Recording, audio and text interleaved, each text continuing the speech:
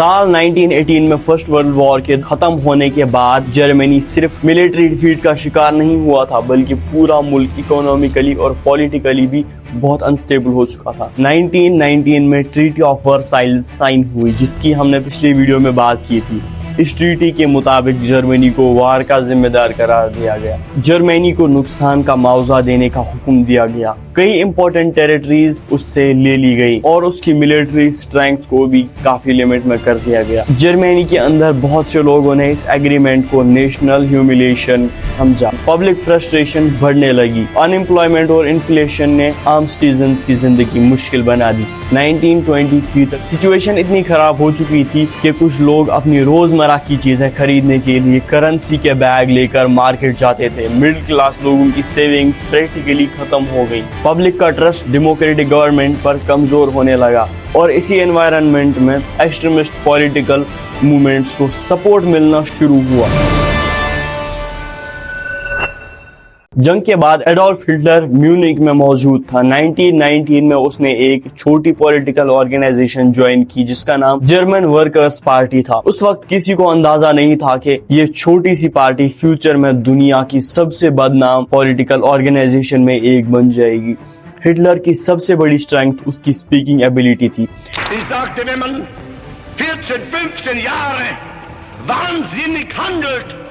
So könnte nicht erwarten, dass einer kommt und in wenigen Wochen oder Monaten das alles wieder gut.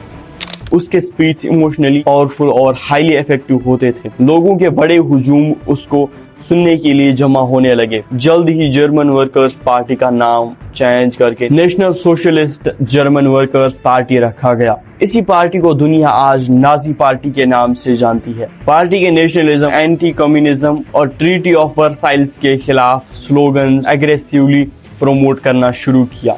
Hitler धीरे धीरे party का central figure बन गया। 1923 में Hitler और उसके सपोर्टर्स ने गवर्नमेंट को ओवरथ्रो यानी तख्ता पलट करने की कोशिश की। यह इवेंट हिस्ट्री में बियरहाल पस्ट के नाम से जाना जाता है। प्लान सक्सेसफुल नहीं हुआ। फोर्सेस के साथ मुकाबला हुआ और यह प्लान फेल हो गया। हिटलर को अरेस्ट किया गया। कई डिप्लोमेट्स ने उस वक्त यह समझा कि शायद उसका पॉलिटिकल कैरियर यही खत्म हो जाएगा, लेकिन हिस्ट्री की डायरेक्शन कुछ और थी। हिटलर को कैद की सजा सुनाई गई, लेकिन उसने जेल को अपने पॉलिटिकल फिगर की प्रिपरेशन के लिए इस्तेमाल किया। इसी दौरान उसने अपनी फेमस बुक मैन कैम्प लिखी। इस किताब में उसने अपनी पॉलिटिकल आइडियाज और फ्यूचर विजन को बयान किया। ये किताब उस वक्त खास सक्सेस हासिल नहीं कर सकी, लेकिन बाद में जब हिटलर पावर में आया, यह किताब जर्मनी में काफी दूर दूर तक फैलने लगी। जेल से छूटने के बाद हिटलर ने एक जरूरी सबक सीखा। उसने रियलाइज किया कि वायलेंट रिवॉल्यूशन के बजाय लीगल पॉलिटिकल प्रोसेस के जरिए पावर हासिल करना ज्यादा इफेक्टिव हो सकता है, और इसी स्ट्रेटेजी ने उसके फ्यूचर को बिल्कुल ही बदल दिया। 1920s के आखिर और 1930s के शुरू में जर्मनी इकोनॉमिक क्राइसिस का शिकार था। 1929 के ग्रेट डिप्रेशन ने सिचुएशन को और भी सीरियस बना दिया। फैक्ट्रीज बंद होने लगी, करोड़ों लोग अनएम्प्लॉयड हो गए, पब्लिक डिस्परेट थी, और डिस्परेट सोसाइटीज में स्ट्रॉन्ग लीडरशिप के प्रोमिसेस अक्सर अट्रैक्टिव नजर आते हैं।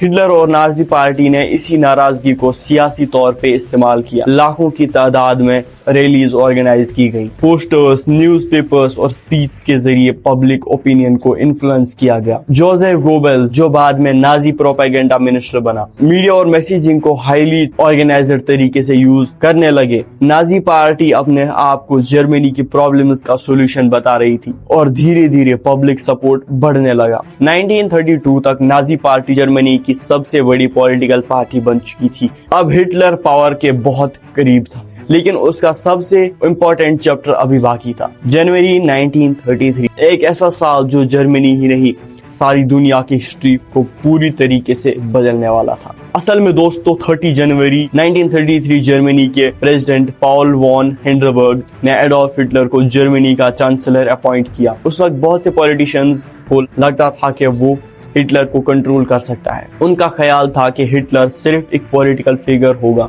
اور چلتے سسٹم کے اندر کام کرے گا، لیکن انہوں نے سچویشن کو انڈر ایسٹیمیٹ کیا۔ ہٹلر کے لیے چانسلر بننا فائنل ڈیسٹینیشن نہیں تھا، یہ صرف شروعات تھی۔ فروری 1933 میں جرمن پارلیمنٹ بلڈنگ، جسے ریچ ٹیگ کہا جاتا تھا، اچانک آگ کا شکار ہو گئی۔ اس انسیڈنٹ کے بعد گورنمنٹ نے ایمرجنسی پاورز حاصل کر لیے، کمیونسٹ اور سیاسی مخالفین کے بڑے ایکشن لیے گئے، سول لبرٹیز کو ریسٹرکٹ کیا گیا، فریڈم آف سپیچ اور پولیٹیکل اپوزیشن دھیرے دھیرے کمزور ہونے لگی۔ کچھ ہسٹورینز کا ماننا ہے کہ ہٹلر نے اس ایونٹ کو اپنا عہدہ بڑھانے کے لیے افیکٹو یوز کیا اور دھیرے دھیرے جرمنی کی ڈیموکریٹک انسٹیٹیوشنز کمزور ہوتی چلی گئی۔ 1933 انیبلنگ ایکٹ پاس کیا گیا۔ اس لا نے ہٹلر اور اس کی گورنمنٹ کو ایکسٹرا آرڈینری پاورز دے دی۔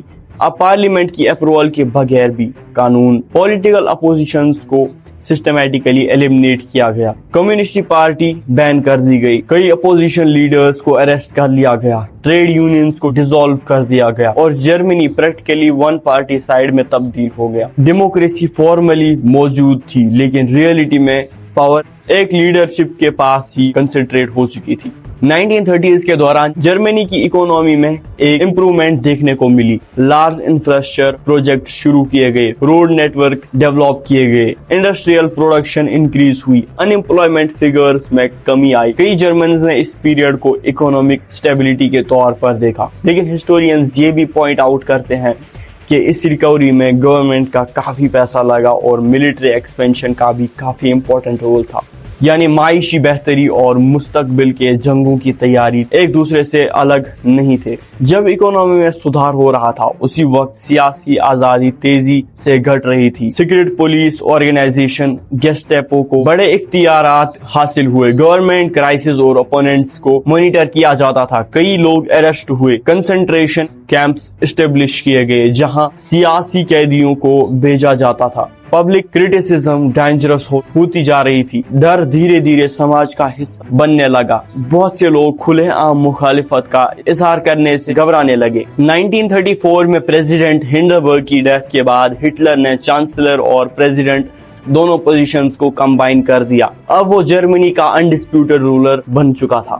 اس نے اپنے لیے ٹائٹل فورہر اڈاپٹ کیا، اسٹیٹ انسٹیٹیوشنز اور ملٹری نے اس کے ساتھ لائلٹی کی اوتھ لی۔ اب جرمنی میں پریکٹیکلی کوئی پولیٹیکل چیک اور بیلنس باقی نہیں رہا تھا۔ ایک فیلڈ آرٹسٹ سے لے کر جرمنی کے ایبسلوٹ رولر تک کا سفر کمپلیٹ ہو چکا تھا، لیکن اب یوروپ کے لیے نیا ڈینجرس چیپٹر شروع ہونے والا تھا، کیونکہ ہٹلر کے ایمبیشن صرف جرمنی تک محدود نہیں تھے اور جلد ہی دنیا اس کے ڈیسیژنز کے کنسیکوینسز محسوس کرنے والی تھی۔